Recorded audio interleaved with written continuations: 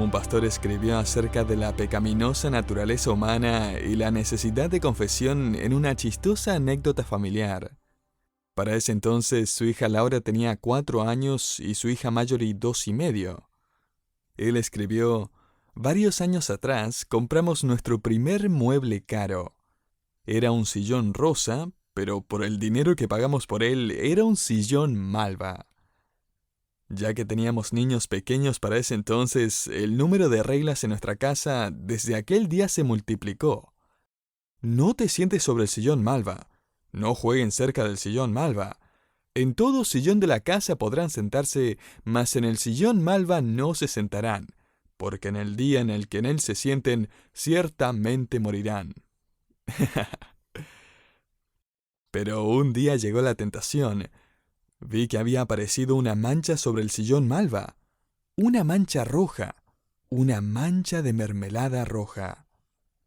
Mi esposa llamó al hombre de la fábrica de sillones y le contó las malas noticias. Ella luego juntó a las niñas en la sala de estar para que miraran la mancha sobre el sillón, y ella dijo: «Niñas, ¿ven eso? Es una mancha. Esa es una mancha roja. Es una mancha de mermelada roja. El hombre de la fábrica me dijo que no va a salir por toda una eternidad». ¿Saben cuánto dura una eternidad, niñas? Una eternidad es el tiempo que nos vamos a sentar aquí hasta que una de ustedes me diga quién manchó el sofá con la mermelada roja. Por un largo tiempo se sentaron allí hasta que finalmente la pequeña de 2 años y medio dijo: «¡Fue Laura!».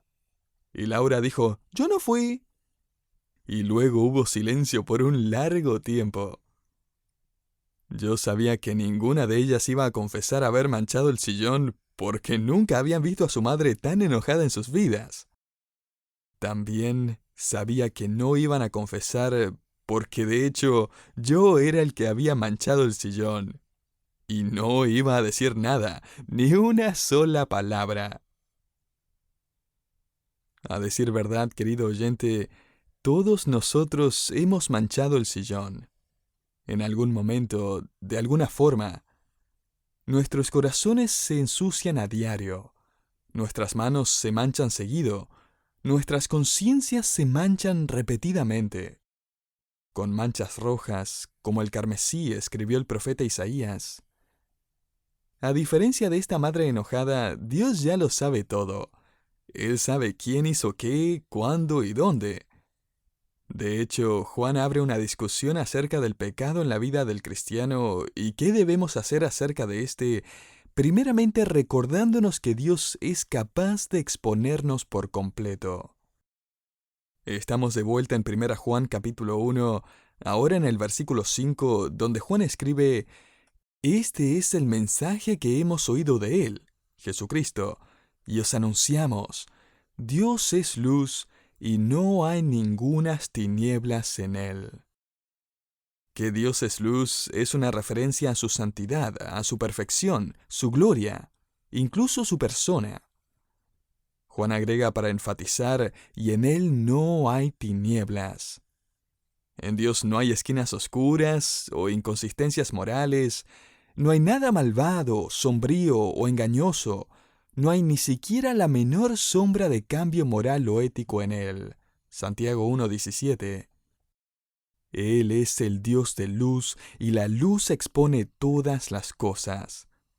Lo que significa que Él es capaz de exponer todas las manchas en el sillón de nuestros corazones y vidas. Así que la pregunta es: ¿qué va a hacer con esas manchas? No solo con las antiguas, sino que también las nuevas. De hecho, la pregunta más grande sería: ¿cómo es posible que el creyente pecador pueda llevarse bien con Dios, quien es perfección, santidad y luz?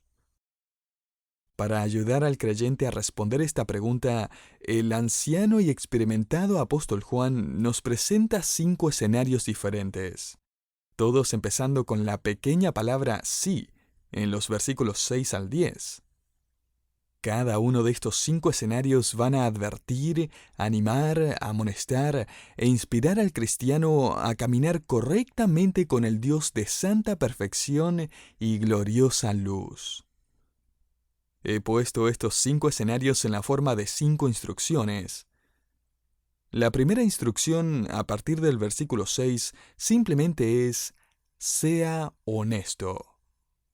Dice así, si decimos que tenemos comunión con Él y andamos en tinieblas, mentimos y no practicamos la verdad. Algunos dirían que Juan no está hablando acerca de creyentes aquí porque, según ellos, no es posible que un cristiano pueda andar en tinieblas, o mentir, o no practicar la verdad. La verdad es que me gustaría hablar con las esposas de esta gente, o sus hijos, o sus padres. Note que Juan está escribiendo a creyentes. A través de este párrafo, él usa las palabras nosotros y nuestros por una buena razón. Ahora, Juan no está definiendo justificación, él está definiendo santificación. Él no está diciéndole al creyente cómo puede experimentar salvación a través de la fe, él está diciéndole al creyente cómo experimentar comunión a través de su caminar con Dios. Es posible perder la comunión, no la salvación. Tal como cuando mis hijos me desobedecen. Cuando soy consciente de su desobediencia, lo último que estamos disfrutando es comunión y compañerismo. Pero ellos siguen siendo mis hijos. Y si no lo sabe aún, aprenderá muy pronto que los hijos de Dios tienen problemas con el pecado también. Y mientras que Juan ciertamente está dejando expuestas algunas de las enseñanzas de los gnósticos y los docetas, él también está advirtiendo y animando a los creyentes. Esta es su primera advertencia escrita para desafiar al creyente a que sea honesto delante de Dios. Él nos está diciendo efectivamente, deje de vivir una doble vida. Él ya lo sabe. Él ya lo vio derramar la mermelada en el sillón, así que sea honesto acerca de su caminar en la vida. La palabra que Juan usa aquí para andar en tinieblas, se refiere a la conducta moral, y el tiempo verbal indica que se está convirtiendo en una forma habitual de pensar y actuar a través del día a día. Lo que él está diciendo es, no piense que mientras que permite que el mundo lo meta en su molde, usted puede seguir avanzando en su relación con Dios. Si este es el caso, note, él escribe firmemente en el versículo 6, mentimos, no practicamos la verdad. Habían falsos maestros que estaban diciéndole a los creyentes del primer siglo que ya que su cuerpo era pecaminoso, no importaba qué hicieran con él. Juan les diría, eso es mentira. Lo que uno hace con su cuerpo tiene un impacto directo en la comunión de su espíritu con Dios. Sea honesto, versículo 6, y ahora permanezca cerca de Cristo, versículo 7. Este es el segundo escenario. Note, pero si andamos en luz, como Él está en luz, tenemos comunión los unos con los otros, y la sangre de Jesucristo, su Hijo, nos limpia de todo pecado. Un autor escribió, caminar en la luz es la labor consciente de vivir una vida en conformidad a la revelación de Dios, quien es luz. Y Juan anima al creyente considerando 2 pensamientos que un creyente estaría tentado a creer. Uno, que una vida transparente arruinaría su comunión con otros creyentes. A lo que Juan dice, la verdad es que es todo lo opuesto. La honestidad es la base para la armonía. Y el segundo pensamiento que el creyente puede estar tentado a pensar es que si camina muy cerca con el Señor, exponiendo su corazón y vida a la luz de la perfección y santidad de Cristo, siempre habría algo que arruinaría su comunión con Él. Otra vez, la verdad es que es todo lo opuesto. Juan escribe aquí que la sangre de Jesucristo es poderosa para limpiar cada mancha de pecado. No hay nada que Jesús pueda encontrar que Él no pueda limpiar y perdonar. El profeta Isaías escribió, si vuestros pecados fueren como la grana, como la nieve serán emblanquecidos. Isaías 1:18. En otras palabras, no tenga temor de poner su vida a la luz. Sin importar qué descubra, Jesucristo puede limpiar cada una de sus manchas. Así que seamos honestos y permanezcamos cerca de Cristo. La tercera instrucción que encontramos aquí es sea sincero. Versículo 8. Si decimos que no tenemos pecado, nos engañamos a nosotros mismos, y la verdad no está en nosotros. Esta frase, que no tenemos pecados, se refiere a negar nuestra culpabilidad personal. Es como alguien que dice, la verdad es que mi pecado no es tan malo, es un pecadito, no es la gran cosa. Para dejarlo más en claro, quizás quiera subrayar la palabra pecado y escribir en el margen de su Biblia la palabra culpa. Los falsos maestros gnósticos en los días de Juan estaban enseñando esto. Según ellos, no había necesidad de sentir culpa por lo que uno hiciera. Ellos dirían, el pecado no es tan malo, no hay necesidad de sentirse culpable acerca de lo que siente o hace. Si quiere disfrutar la vida, lo que tiene que hacer es quitarse de la cabeza ese concepto de culpabilidad. No es muy distinto al mundo en que vivimos hoy, ¿no le parece? Un artículo en una revista decía, el primer paso que debemos tomar es dejar de culparnos a nosotros mismos, porque su comportamiento no es su culpa. Rehúse aceptar la culpa. Acumular culpa sobre usted solo agrega estrés, baja autoestima, preocupación, depresión, sentimientos de incompetencia y dependencia de otros. Haga a un lado sus sentimientos de culpabilidad. Pero escúcheme, querido oyente, si empieza a pensar de esa forma, está en problemas. Empiece a pensar así y ya no va a estar pensando la verdad. Juan escribe aquí, la verdad no está en nosotros.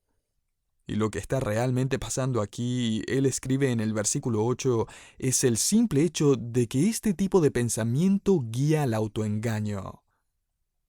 Sin embargo, en el texto encontramos una cuarta instrucción, y si la seguimos, esta puede arreglar todo lo demás. Seamos honestos, permanezcamos cerca de Cristo, seamos sinceros, y ahora, en cuarto lugar, admitamos todo. Veamos el versículo 9.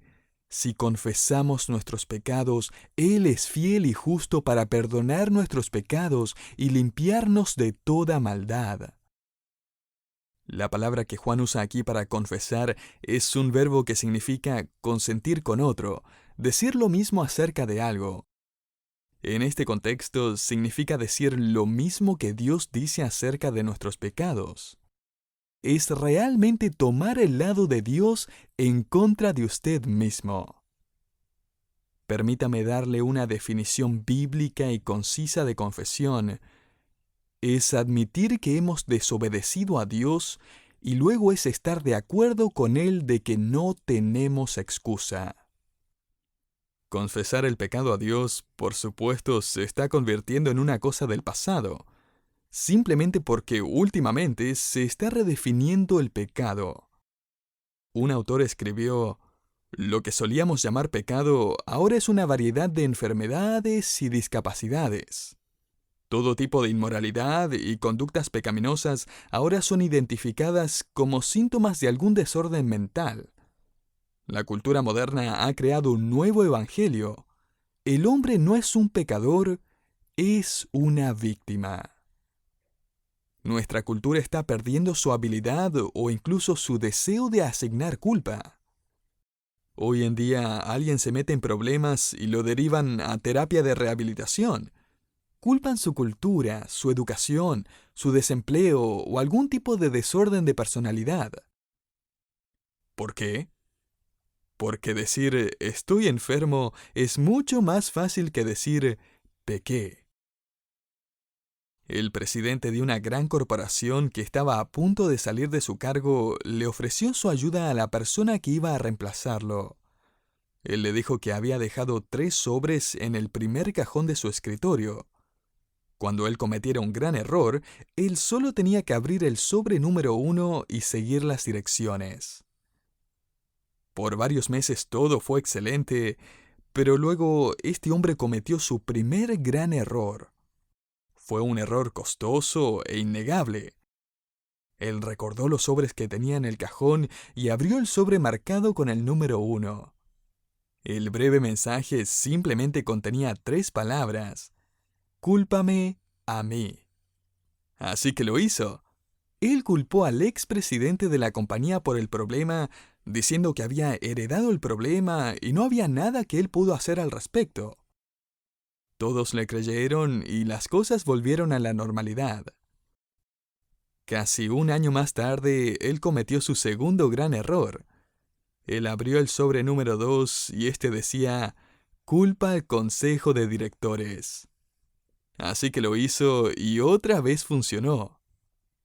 Meses después, este presidente cometió otro gran error, así que abrió el tercer sobre y este simplemente decía: prepara 3 sobres. Eventualmente todos nos quedamos sin personas a quienes culpar. Y francamente, eso es parte de las buenas noticias de este pasaje. Juan está dándonos buenas noticias. Y es que Dios no perdona a víctimas con excusas, Él perdona a pecadores que admiten que no tienen ninguna excusa. Este es arrepentimiento genuino, es confesión honesta, es una admisión abierta de los errores cometidos. Quizás haya notado que Juan pasó de usar la palabra pecado en singular, en el versículo 7, a usar la palabra pecados, en plural, en el versículo 9. Ahora, esto es porque el versículo 7 está refiriéndose a nuestro estado. O sea, nosotros somos limpios de nuestro estado pecaminoso gracias a la cruz de Cristo. Dios limpió nuestro pecado. Por el otro lado, el versículo 9 está hablando acerca de pecados específicos, pecados que necesitamos confesar. En el Nuevo Testamento, Jesús le enseñó este mismo concepto a sus discípulos en el aposento alto cuando agarró una toalla y les empezó a lavar sus pies sucios. Cuando Jesús llegó a Pedro, él le dijo: Señor, tú no me vas a servir, no me vas a lavar los pies, es muy humillante. A lo que Jesús le dijo: si no te lavo los pies, entonces no tendrás parte conmigo. Así que Pedro le respondió: entonces no solo mis pies, sino lávame por completo. Me encanta Pedro. Y el Señor le dijo: el que está lavado no necesita sino lavarse los pies, pues está todo limpio. Juan 13. En otras palabras, Jesús estaba diciéndoles que ya habían recibido el baño completo, ya habían sido limpiados de todo pecado por su fe en Él. El lavar los pies fue una metáfora que Jesús usó para representar la limpieza diaria en la vida del creyente, porque aún pecamos. Todavía no hemos sido liberados de la presencia o incluso de la práctica del pecado. De hecho, entre más uno crece en su relación con Dios, más consciente es uno de sus pensamientos y acciones pecaminosas. Pero uno no necesita ser justificado otra vez por su pecado, no necesita ser salvo otra vez, solo necesita lavar sus pies. Es este tipo específico de limpieza al que Juan se refiere aquí en 1 Juan 1:9. Note esta promesa: si confesamos nuestros pecados, Él es fiel y justo. Que Dios es fiel, aquí se refiere a que Él va a guardar su palabra. Él no va a retractarse, Él va a perdonarnos. Que Dios sea justo, aquí se refiere a que Él nunca va a demandar un segundo pago por nuestros pecados, porque Jesús verdaderamente pagó por todo. ¿Y quién es el que encuentra perdón y limpieza diaria? Aquel que lo admite todo, aquel que acepta la culpa y llama al pecado por su nombre. Permítame mostrarle un escenario más. La instrucción es simplemente: póngase a cuentas. Note el versículo 10. Si decimos que no hemos pecado, le hacemos a Él mentiroso, y su palabra no está en nosotros. En este último escenario, Juan desenmascara a los maestros gnósticos que estaban diciendo que ellos habían llegado a un estado de perfección moral. Querido oyente, las predicaciones más populares en toda generación son las predicaciones y enseñanzas que minimizan la pecaminosidad del hombre y exageran la tolerancia de Dios. Esto lo representó muy bien un autor que escribió una oración de forma irónica y dice así: Padre benevolente, ocasionalmente hemos tenido un par de pequeñas equivocaciones. Hemos a veces fallado en actuar según nuestros buenos intereses y en ser fieles a nosotros mismos. Estamos felices de contarte que hemos estado haciendo las cosas bien, quizás aún un poco mejor de lo regular. Sigue siendo dulce, comprensivo y bueno con nosotros, que admitimos que no somos perfectos. Te pedimos todas estas cosas según la tolerancia infinita que tenemos el derecho de esperar de tu parte. Amén. Hay varias personas que se dirigen a Dios de esa manera, aún cristianos, y al orar de esa manera está demostrando que ya está redefiniendo su pecado, ya está minimizando su depravación, está andando por su vida sin practicar la verdad. Un autor analizó esta peligrosa progresión que puede tomar lugar en nuestras vidas y lo resumió de la siguiente manera. Comienza con negación de la culpa personal. O sea, no soy yo, son mis presiones, mis circunstancias. Luego avanza a una minimización del pecado. Realmente no me afecta, no es tan malo. Luego pasa a la normalización. Bueno, todos lo hacen, es normal. Luego viene la racionalización. La verdad es que tiene sentido. ¿Por qué no hacerlo? Sigue la justificación del pecado. Creo que es lo correcto. Es bueno, es lo mejor para mí. Y finalmente está la celebración. Esto sí que es vida. Me encanta. Y en esta situación, este anciano apóstol de 80 años nos agarraría y nos diría: ponte a cuentas con Dios. ¿A quién crees que estás engañando? Dios sabe de dónde vino esa mancha. El autor Richard Hoffler escribió acerca de Jimmy, un niño que junto con su hermana mayor fueron a pasar un par de días con sus abuelos. Mientras estaban allí, los abuelos le regalaron a Jimmy su primera Honda. La verdad es que no sé en qué estaban pensando estos abuelos. Ellos le dieron la Honda a Jimmy y le dijeron que fuera a jugar al patio. Él se divirtió un montón apuntando con su Honda y dejando que las pequeñas piedras volaran por el aire, nunca pudiéndole pegar a lo que apuntaba. Mientras volvía a la casa para la cena, Jimmy pasó por el patio y vio el pato que su abuela tenía de mascota. Él apuntó con su Honda y la piedra voló por los aires. Y para su sorpresa, la piedra le pegó al pato en la cabeza y lo mató instantáneamente. El niño, por supuesto, entró en pánico. En desesperación agarró al pato muerto y lo escondió detrás de una pila de troncos. Mientras que se daba la vuelta y corría a la casa, vio a su hermana Ashley parada en la esquina del garaje. Ella lo había visto todo. Ellos entraron juntos a la casa, pero ella nunca dijo una sola palabra.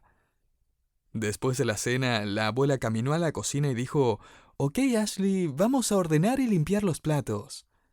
Ashley gritó desde el comedor: «Abuela, Jimmy dijo que quería ayudarte con la cocina hoy. ¿Cierto, Jimmy?». Y le susurró al oído: «Recuerda el pato».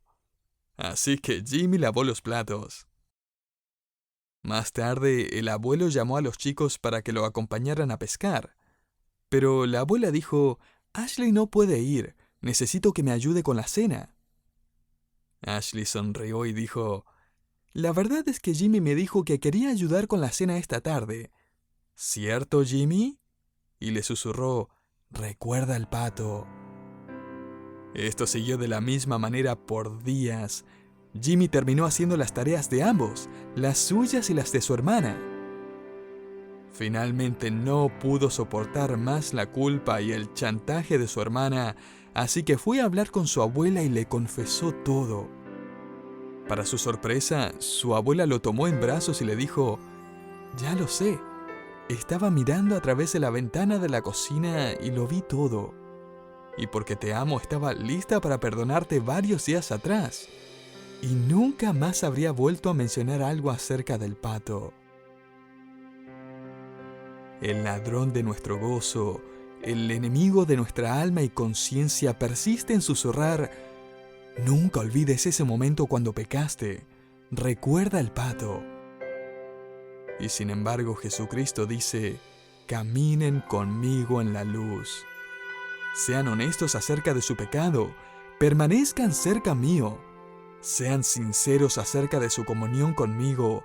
Admitan todo cuando pecan. Pónganse a cuentas conmigo para que no desperdicien su vida jugando con el pecado». Y lo más maravilloso de todo es que cuando ya está limpio, pero sus pies se han ensuciado, Dios está listo para lavar sus pies en santificación y limpiar su conciencia y enderezar sus pasos en su camino. Y si aún no ha tomado su baño de salvación, Dios también está listo, esperando que usted admita todo y ponga su fe en Cristo. Él tiene una forma especial de lavar esas manchas. Nadie más puede hacerlo. Pero Él puede lavarlas y limpiarlas para siempre.